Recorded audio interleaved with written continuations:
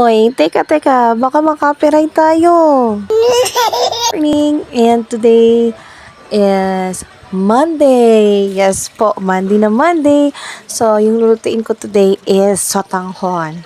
Ayan, kasi po dito sa Davao City is umuulan. So, may sabaw-sabaw pag panghapunan. So, ito yung idea ko na magluluto ako for today's video ng sotanghon ala hugot. Char! Ayan, kumusta mga kahugot? Umuulan din po ba sa lugar ninyo? Dito sa amin is scattered rain shower siya. So, hindi po lahat ng lugar sa Davao is umuulan.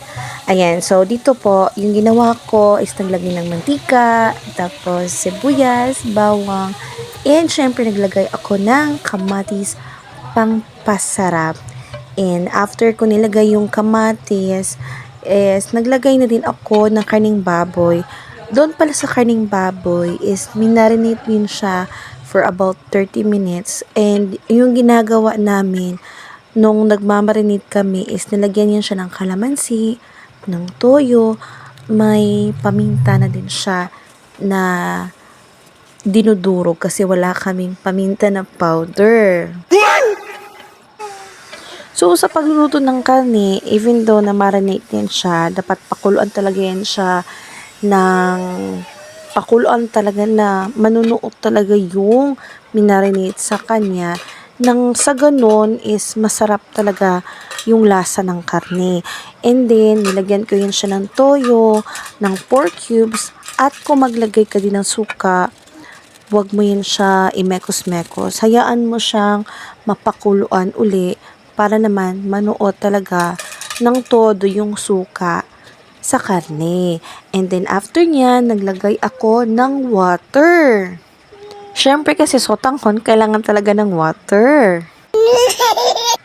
Ayan, so after nalagyan ng water is dito another pakulo edition na naman para naman pag malagay mo yung sotanghon noodles is madali lang siyang maluto.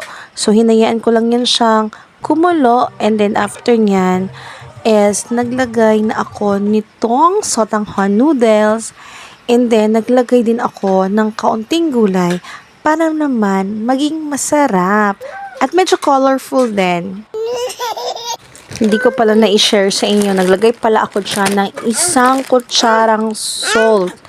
Ayan naman, 'di ba, para magkabato tayo sa puson.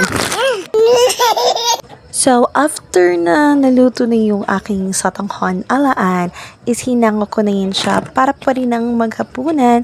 So, that's it for today. Thank you so much for watching. Bye-bye!